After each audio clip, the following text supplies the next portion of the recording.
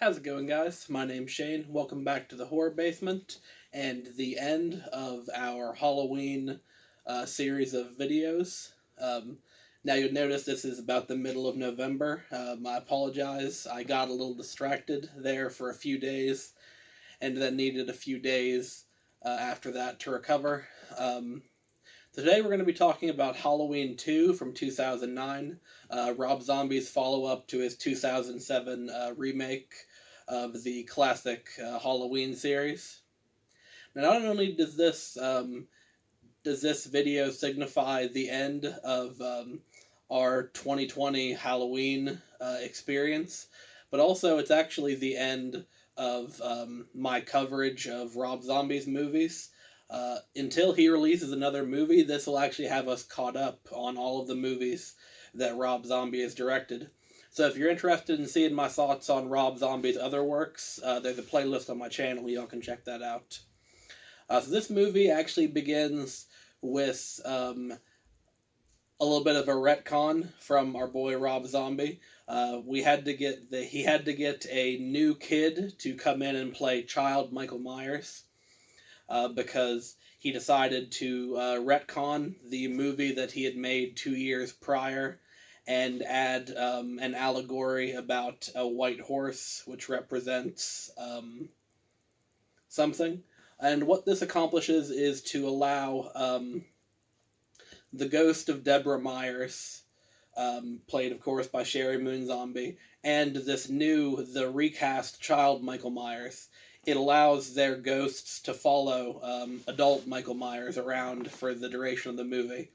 And one thing that I neglected to mention in my coverage of the first Rob Zombie Halloween movie was the performance of Tyler Mane, who returns in this movie to play adult Michael Myers. Tyler Mane is like 6'7" or some crazy shit, and he's a big, thick lad. And he brings a lot of animosity and physicality to the role of Michael Myers. So he's, from a physical standpoint, probably the most intimidating person to ever play the role, and differentiates himself from all the previous iterations of Michael Myers. In my mind, Tyler Mane's Michael has more of a Jason Voorhees vibe to him. Like, there's a lot more physicality, which is something you want in a remake. You wouldn't want it to be just basically a rehash. So it's good that, at least in respect to the character of Michael himself, they did change it up a little bit. But the movie does not really center around Michael Myers. It centers around Laurie and Annie, who both survived the events of Halloween 2007. And are now both living on a farm with Annie's dad, the sheriff, who's played, again, by Brad Dourif. All three actors return or to reprise their roles in this movie. And the movie really is centered around the trauma that all these characters have went through due to the events of the first movie and how they're coping with that. Like, Laurie is having, constant night terrors. She's in very intensive therapy, and she's trying to cope with that and trying to still live a normal life while still basically being haunted by the specter of Michael Myers. And in regards to the things I liked about the movie, the performances of those three actors I just mentioned.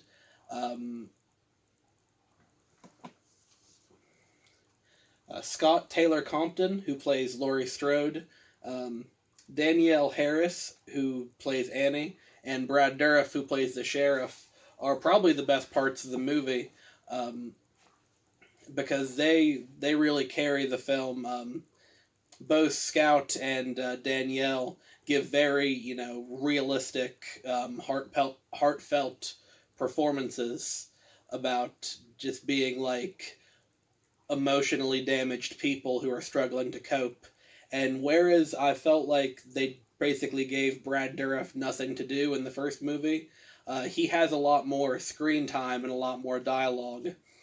towards the end of this movie, where it's just super emotionally gripping, and Brad Dourif, of course, of Chucky fame, just knocks it out of the fucking park, in my opinion. Um, but beyond that, there really wasn't much that I enjoyed about this movie. It's kind of sad to end on this note, because this is the last Rob Zombie movie I have to cover. This is the last movie he's made. Of course, because I didn't do him in any logical order, just the order that I watched him. But the movie itself is super gory and super violent, which I don't mind at all. But with such an emphasis on like the emotional trauma and all the like super violence going on, it detracts from the mystique and kind of ambiguity that made John Carpenter's original Halloween so effective. Because basically, we know everything about Michael Myers. We've seen him go from a child to an adult, and there's no mystery to the character. He's just a big lad in the woods who fucking kills people. And other than that, where it doesn't really have that mystique or that unknowableness that the original had, the movie just moves at like a snail's pace.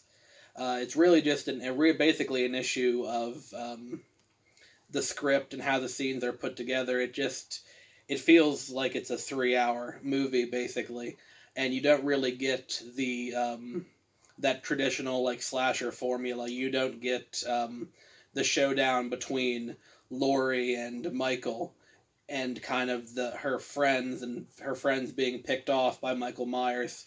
You don't get that until like the last quarter of the movie.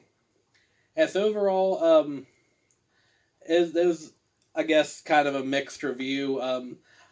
I mean, if you sat through Rob Zombie's Halloween, and you want to see that story kind of brought to its conclusion, I would say go ahead and give us a watch. But generally speaking, I think Halloween and Halloween 2 from like the original makes a better double feature watch. And of course, someday I'll get around to reviewing all the classic Halloween movies. But that's going to be it for today's video. Hope you all enjoyed it. If you did, leave a like, hit that subscribe button to see more.